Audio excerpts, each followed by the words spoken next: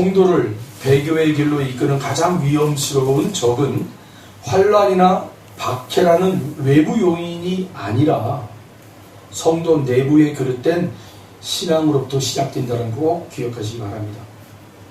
네. 여러분, 외부의 요인이 우리로 하여금 신앙을 꺾고 신앙을 힘들게 하는 게 절대 아니에요. 네.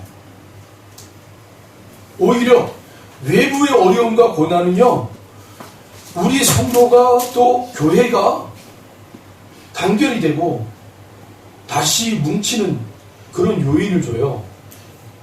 이 코로나19 보세요. 처음에는 우왕좌왕했지만 지금 교회들이 다시 뭉치기 시작한다.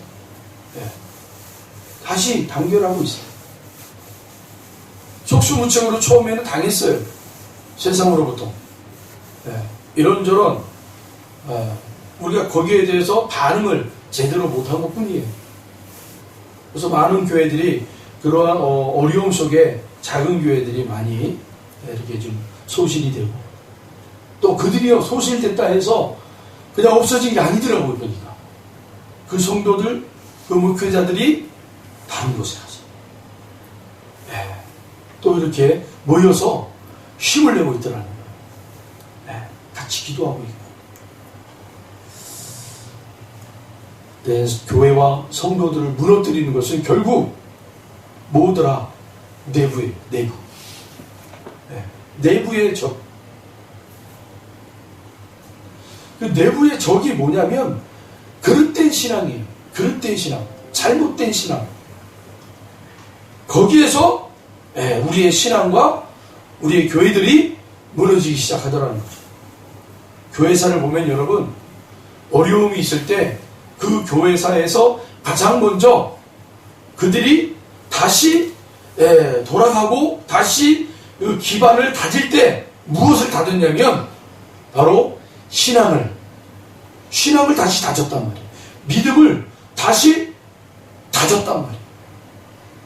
그 믿음을 다시 우리가 다지자 해가지고, 여러분 그 긴 시간 동안 핍박이 오고 고난이 있을 때 교회들은요, 하나님의 교회들은요, 하나님의 감동을 받은 교회들은요, 그들은요 다른 곳에서 그 어려움을 찾지 않고 자신들의 믿음을 돌아보기 시작했단 말이에요. 그리고 이 믿음을 다시 다지자. 그래서 말씀으로 돌아가자, 기도하자, 모이자, 여기에 초점을 뒀어요. 그랬더니 자연스럽게 그 모든 어려움들이 그냥 해결이 되더라는 거예요. 아멘. 이게 진리예요, 여러분. 다시 우리는 말씀으로 돌아오고 기도하고 모이고 믿음을 다시 확인하는 거예요. 하나님이 우리에게 이 어려움을 주신 이유는요, 다시 신앙을 다시 점검하라는 거예요. 다시 교회의 그 본을 점검하라는 거예요.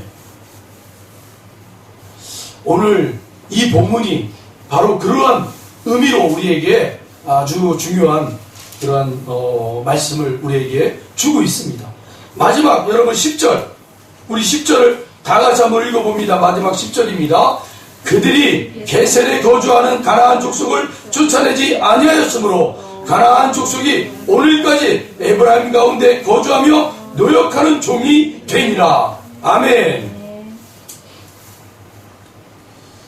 어쩌보면 이스라엘이 망주의 길을 걸어가는 그 단초가 바로 여기에요. 단초.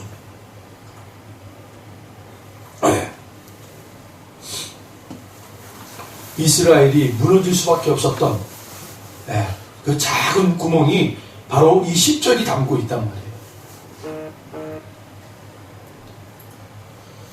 여러분, 성도와 교회는요, 결코 세상에 어떤 핍박이 와도요 무너지지 않습니다. 그런데 스스로 무너지는 거예요. 스스로 자기 안에, 자신들 안에 그 신앙과 믿음을 점검하지 못하고 계속 그것을 다지지 않는 사람들은요 넘어지는 거예요. 거기서 넘어지. 거기서 배교가 일어나는 거예요. 보니까. 그러니까 여러분, 우리 성도들은 계속해서 어떠한 역사가, 어떠한 문제가 우리 안에 펼쳐지고 우리에게 다가오고 도전해와도 이것들을 우리가 어떻게 받아들여야 돼요? 아, 우리가 힘들구나, 우리가 어렵구나, 이게 아니라 회개, 돌이키는 거예요. 다시 우리가 우리의 처음의 자리로 돌아가자. 하나님이 우리에게 그렇게 은혜를 베푸신 거예요. 우리 이때에, 이 시대에 이 열방과 이 대한민국의 교회와 성도들을 하나님이 다시 붙잡기 위해서 이러한 엄청난 일들이 벌어진 거라고 저는 생각해요. 이것 때문에 우리가 죽겠다, 이것 때문에 우리가 어렵다, 물론 맞아요. 그러나 이것 때문에 우리는 다시 우리의 믿음을 다지자, 돌아보자. 그거예요.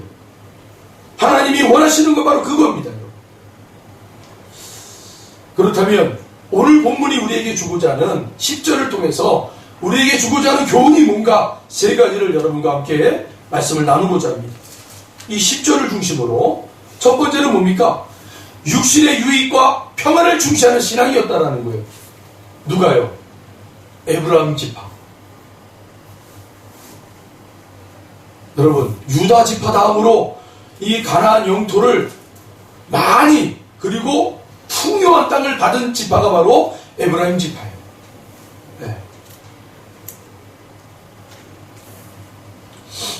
유다 지파 다음으로 가장 넓은 땅, 가장 비옥한 땅, 분깃을 받은 지파가 바로 에브라임 지파였어요.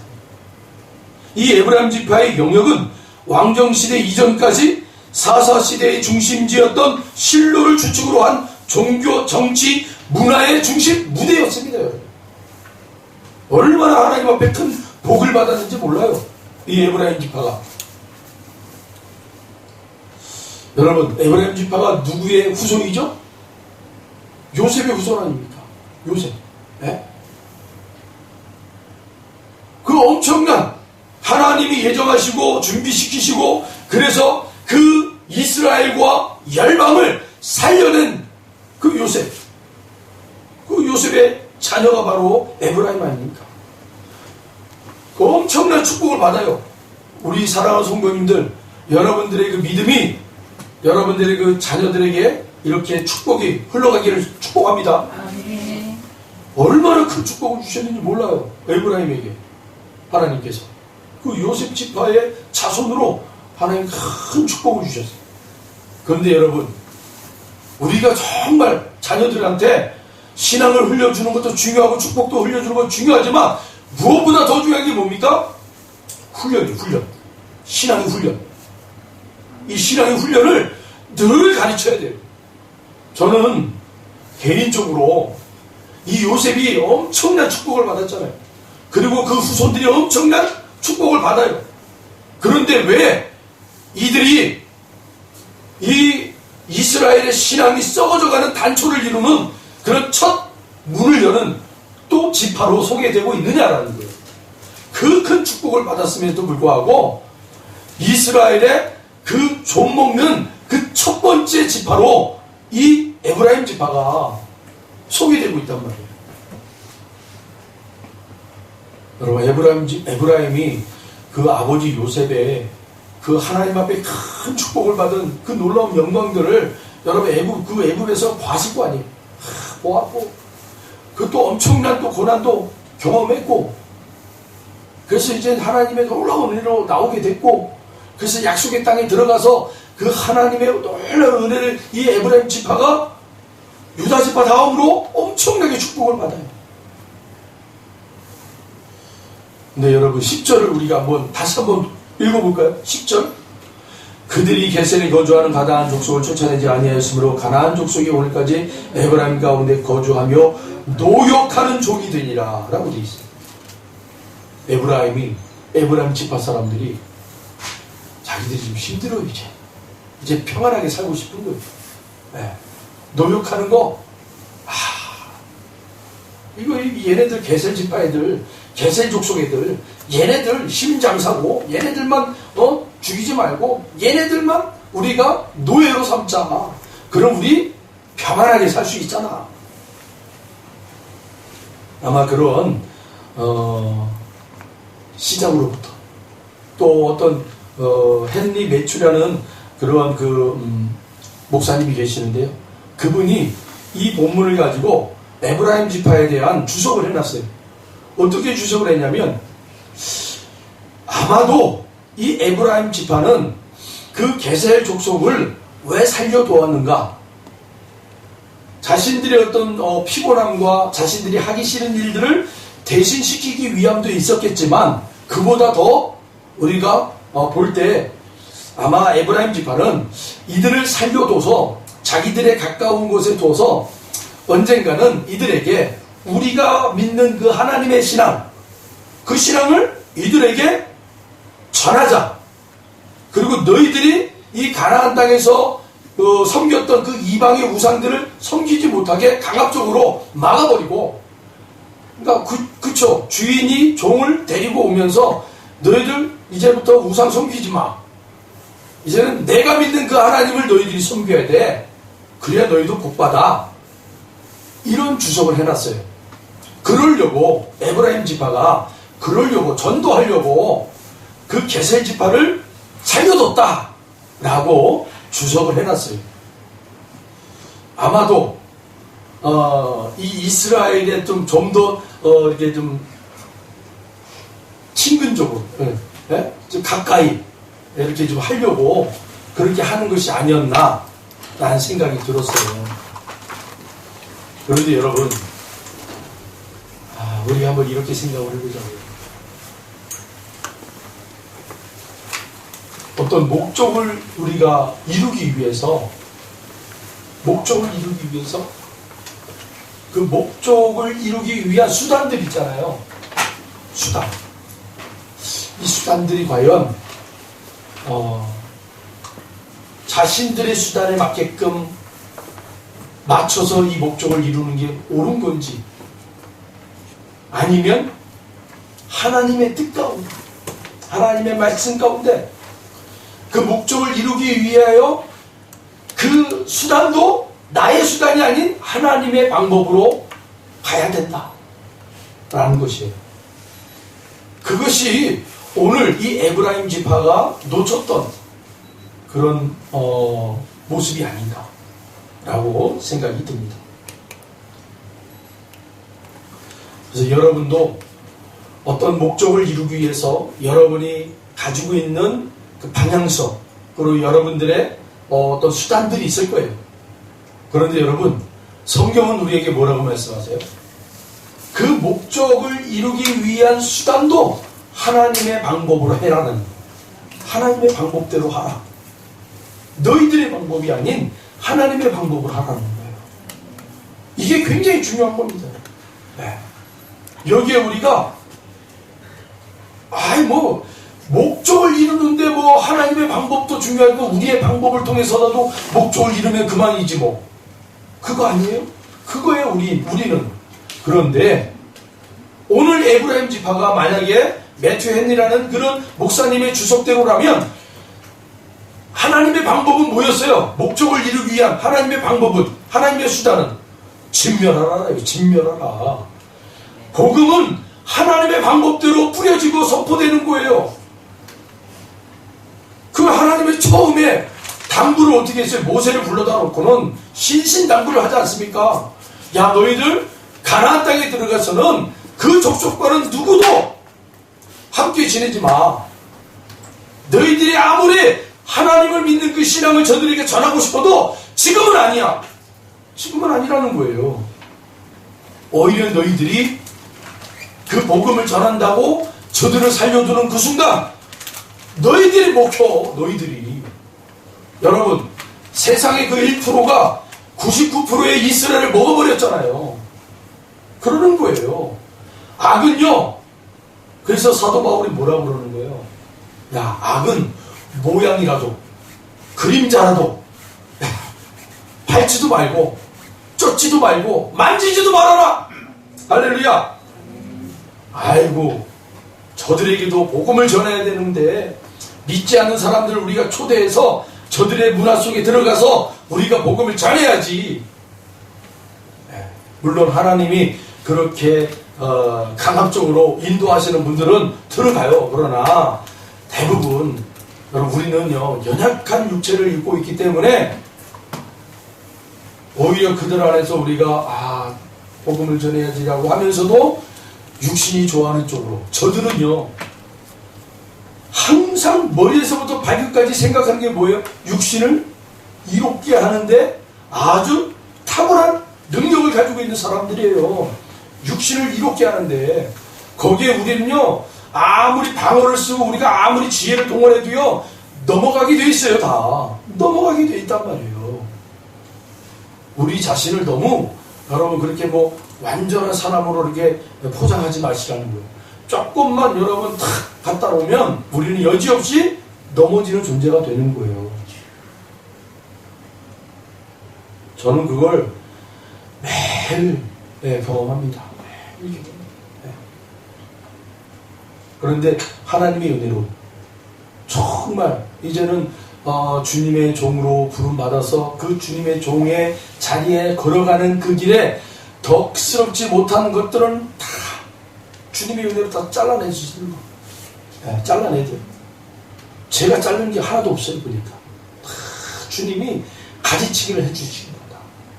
농부가 열매 맺기 위해서 여러분 가지를 탁탁탁 잘라내듯이 주님께서 저의 삶의 자리에 덕스럽지 못한 것들은 다 잘라내줘요. 아프죠. 나의 육신이 이롭게 되어지는, 또 나의 육신이 기뻐하는 것들을 탁탁 잘라낼 때 여러분 얼마나 아픕니까? 아픈 거예요. 그게 십자가예요. 여러분 다른 게 십자가가 아니에요. 주님이 말씀하셨잖아요. 이제 너희들은 나를 따라오라. 그런데 각자의 십자가를 짊어지고 따라오라는 거예요. 그들만이 나의 제자다 라고 얘기했단 말이에요. 여러분들의 삶의 자리에 여전히도 예전이나 오늘이나 나의 육신이 좋아하는 것들로 포장해서 그렇게 걸어가고 있었다면 여러분 그건 내가 아직 십자가를 경험하지 못한 자예요. 그러나 나의 예전의 모습 가운데 내가 육신의 그 쾌락과 육신의 좋아하는 것들이 이제는 막 싫어지는 거예요. 아니 싫어지는 것보다는 그냥 쳐다보기도 싫어요. 막 아파요. 막 그게 막 고통스러운 거예요. 그게 잘리는 거예요. 여러분 잘리는 거예요. 거기서 몸부림치는 거예요. 거기서 진액이 나오는 거예요. 여러분 가지를 쳤을 때 진액이 나오잖아요.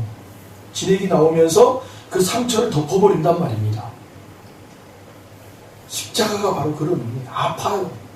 그러나 내 안에 계신 성령님이 그 아픔을 이제 평안으로 바꿔줘요. 그렇게 걸어가는 거예요. 그래서 나의 육신이 하나씩 하나씩 좋아하는 것들이 싫어지게 되고 잘라지게 되는 거예요. 아파지게 되는 거예요. 그러나 걸어가는 거예요. 아멘. 이렇게 여러분 육신의 유익과 평안을 중시하는 신앙을 조심하라는 거예요. 우리 성도들. 두 번째는 뭡니까? 하나님과 타협하라는 적당주의 신앙이에요. 적당주의. 에브라임 지파가 게셀의 가나안 주민을 그대로 내버려 둔 것은 하나님과 타협하라는 적당주의 때문이었어요. 7년에 걸친 가나안 정복으로 대부분의 가나안 족속이 진멸되었기에 이제 에브라임 지파는 이 정도면 족하리라. 이 정도면 됐다라는 거예요. 이제 그렇게 생각을 했어요. 이 정도면 되겠지. 설마 이 넓은 가나안 천지에 게셀 한 성읍 정도의 가나안 족속이 있다고 해서 뭐 대수롭겠어. 바로 이런 적당주의. 우리 안에도 그런 게 있단 말이에요. 2021년 뭐 그냥 이 정도는 하나님과 뭐 그냥 겸하면서 우리가 그렇게 세상에 육신에 몸을 갖고 있으니까 그 정도 살아가야지 하고 그렇게 살아왔던 우리들의 모습을 2022년 올 한 해는요 가감없이 잘라내시길 바랍니다. 적당주의는요 절대 우리의 신앙을 좀먹어요. 벌레 먹게 한단 말이에요. 그것이 나중에 어떤 일이 벌어지는 거예요? 뚝이 무너지는 구멍이 되는 거예요. 네덜란드라는 나라는 육지가 바다보다 낮잖아요. 그래서 그 네덜란드 그 사람들은요, 아주 많은 이 바다와 관계된, 물과 관계된 많은 속담, 그 이야기들이 많이 있습니다. 네. 그런데 어떤 이야기가 있냐면, 어떤 한 소년이 이제 일을 마치고 집으로 돌아가는 길에 댐이 있는데, 그 댐을 지나가려고 보니까 그 댐에서 작은 구멍에서 물이 졸졸졸졸 흐르는 거예요. 그래서 이 댐에 그 구멍 난 것을 이 소년이 보고는 자기 손가락으로 탁 틀어 막은 거예요. 왜냐하면 그 댐 밑으로 자기 마을이 있기 때문에. 자기 엄마도 있고 아빠도 있고 동생도 있고 뭐 친구들도 많이 그런 동네가 있어요. 바로 밑에, 댐 밑에.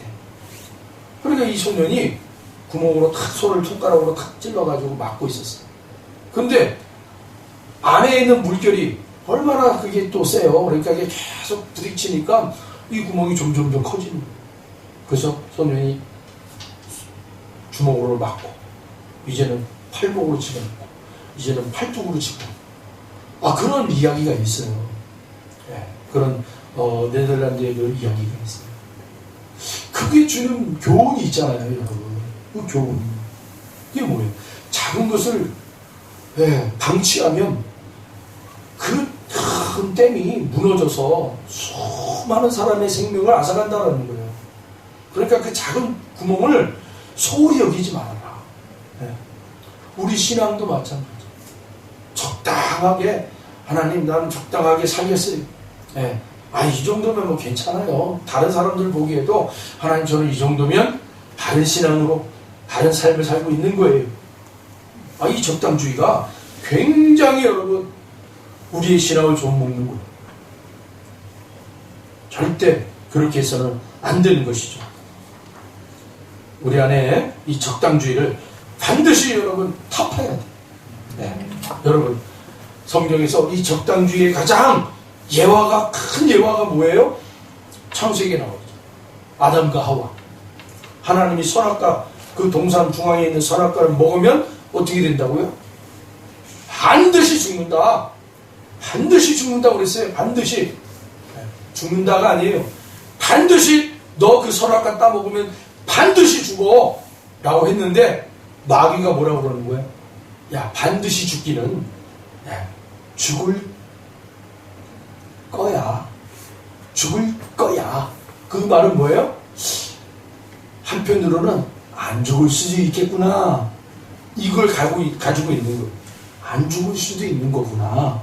그래서 여러분 말씀에는 정확하게 얘기하고 있어요. 창세기 2장 17절에 반드시 죽는다 라고 하나님이 그렇게 말씀하셨는데, 창세기 3장 3절에 가서는 죽을까 하노라 라고 그렇게 고백을 하고 있어요. 바꿔버리는 거예요. 적당하게. 내가 이걸 먹어도 죽지는 않을 것 같아. 이렇게 바꿔버리는 거예요. 이런 적당주의가 우리 안에 있어서는 결코 안 된다는 거예요. 마지막, 자기중심적인 신앙이죠. 자기중심적인 신앙. 우리 다시 한번 읽어볼까요?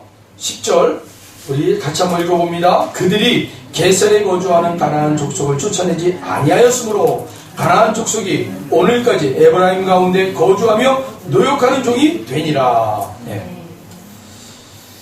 자기중심적인 거예요. 여러분 신앙의 가장 큰 악의 무리는요 자기중심이에요. 이거와 싸우는 거예요. 우리는 매일같이 우리가 영적 싸움 하잖아요. 그 영적 싸움의 대상이 뭐예요? 마귀잖아요. 마귀. 그 마귀의 그 모습, 본 모습이 뭐냐면 자기중심이에요. 자기중심. 마귀를 다른 데서 찾지 말아요. 여러분이 마귀예요. 내가 마귀예요. 어떨 때? 내가 내 중심으로 살 때 마귀라는 거예요. 그게. 그래서 예수님이 저 십자가에 짊어지시고 이제는 남을 위해 희생한 거예요. 이게 하나님 나라의 복음이야. 하나님 나라의 복음을 내가 너희들에게 알려줄게. 그 좋은 소식이라는 걸 알려줄게. 그 하나님 나라의 복된 소식은 바로 이제 너희가 내 중심으로 사는 게 아니라 남을 중심으로 살아라. 자기 희생을 하라는 거예요. 그게 십자가의 정신이에요, 여러분. 십자가의 정신. 내 중심으로 사는 자리에서 이제 남의 중심으로 내가 사는 거예요. 그래서 그 예수님의 복음서에 보면, 야, 네가 먼저 섬기는 자가 되라. 그러면 그들이 너를 섬겨줄 거야. 네가 먼저 낮은 자리에 들어가라. 그러면 그들이 너를 높은 자리에 앉혀줄 거야. 주님이 그 얘기를 반복적으로 예화도 계속했단 말이에요. 네? 그런데 이 이스라엘, 특별히 바리새인과 사두개인들은 자기 중심적인 사람들이에요. 그래서 예수님이 하도 답답하니까, 야, 너희들 참, 저 사마리아 어떤 사람이 길을 가다가 도둑한테 맞아 죽을 뻔한 그 도둑을 율법, 제사장, 바리새인, 현자들 다 보고는 지나가더라는 거예요. 근데 누가? 바리새인 한 사람만. 그 바리새인 한 사람만 사마리아 한 사람만 가가지고는 그 도둑 맞아 죽을 뻔한 사람을 어떻게 해요? 사마리아 사람이 걷어들이고 치료해주고 여관에 가서 재워주고 또 돌아와서 내가 부족하면 돈도 더 줄 테니까 열심히 해달라는 그 비유를 든 이유가 뭐예요? 거기에 핵심이 뭐예요? 네 중심으로 살지 마. 네 중심으로 살지 말고 그 사마리아인, 너희들이 그렇게 싫어하는, 너희들이 그 개처럼 취급하는 그 사마리아인이 봐봐. 그가 정말 저 사람을 지극정 서로 보살펴주고 살려내지 않느냐.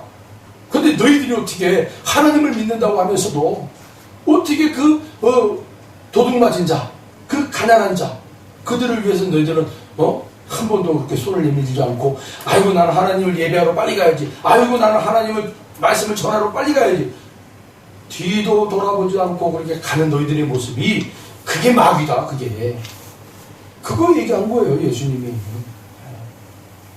이 사마리아인, 너희들이 그렇게 개처럼 취급하는 이 사마리아인이 오히려 하나님의 복된 자녀야. 그게 하나님 나라의 모습이야. 자기 중심적 삶이 아니라 남을 위해서 사는 사람들.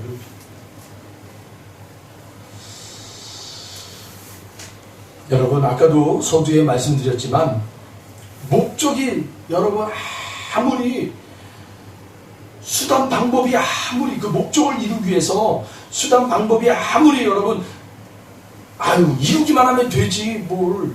우리 가끔 교회 안에서도 어떤 일을 할 때 이 일은 반드시 해내야 돼.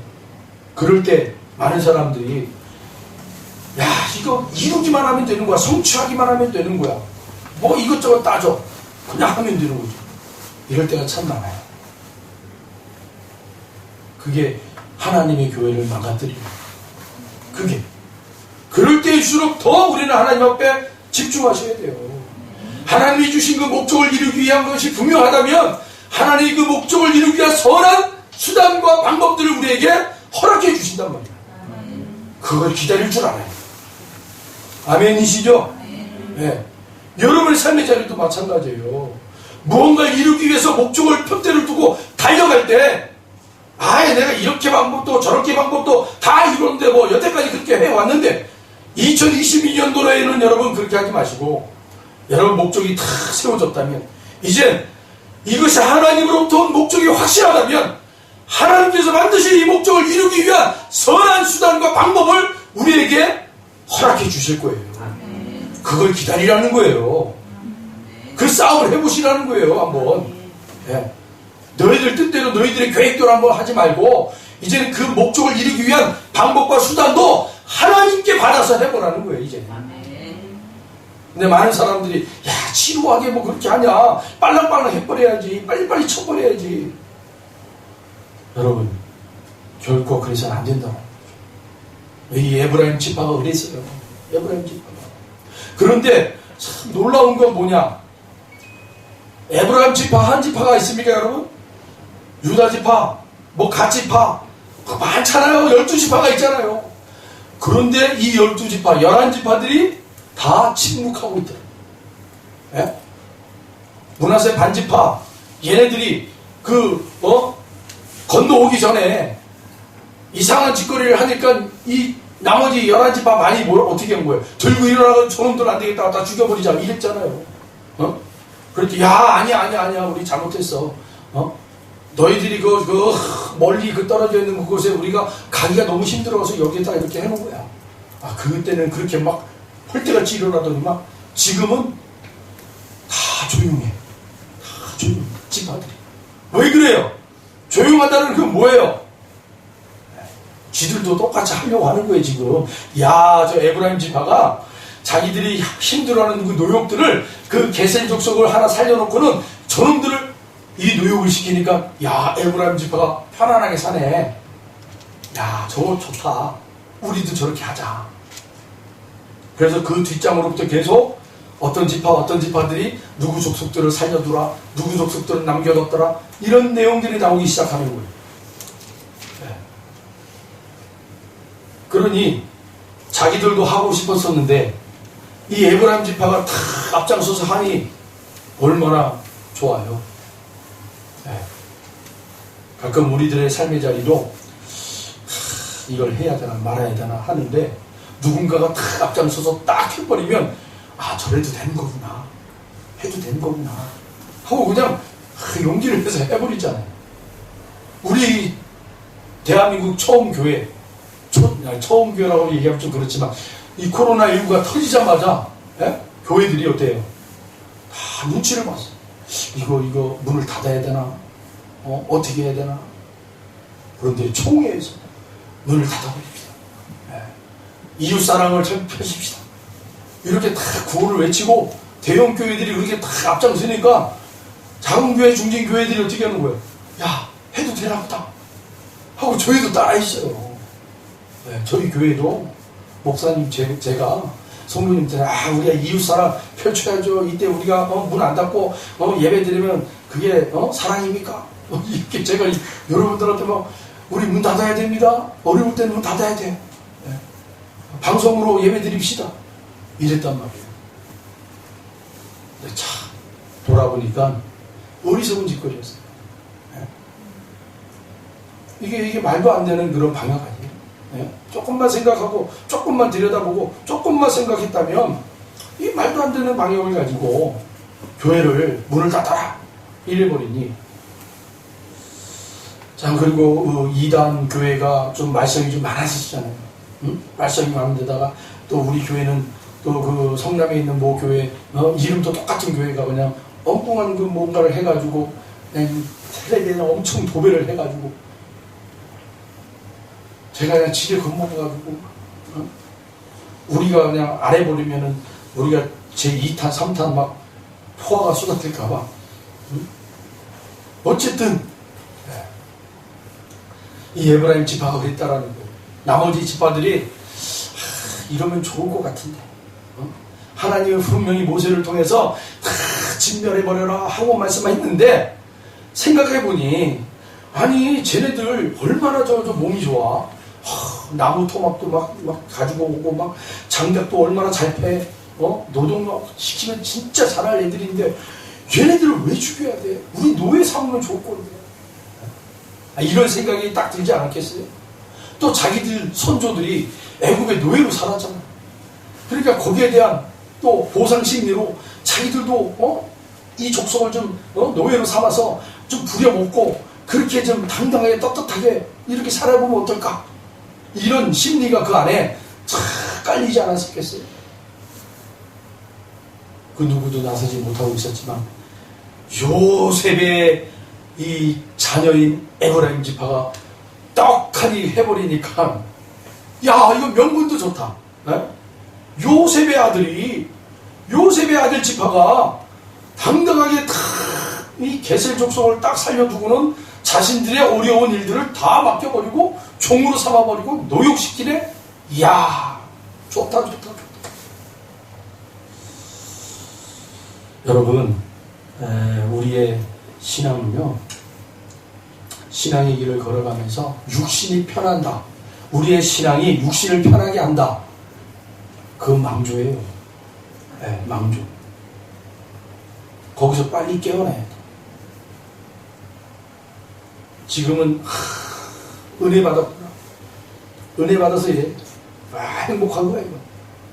여러분, 말씀해 보면 사사기를 한번 여러분이 한번 보세요. 사사기가 어떤 내용인지. 네, 이스라엘 백성들이 살기 좋다, 살기 좋다, 살기 좋다. 육신이 편안하다, 육신이 편안하다, 행복하다, 행복하다. 그때 그들은 이방의 우상을 섬기기 시작했어요. 그때부터. 네. 그리고는 하나님이 징계해가지고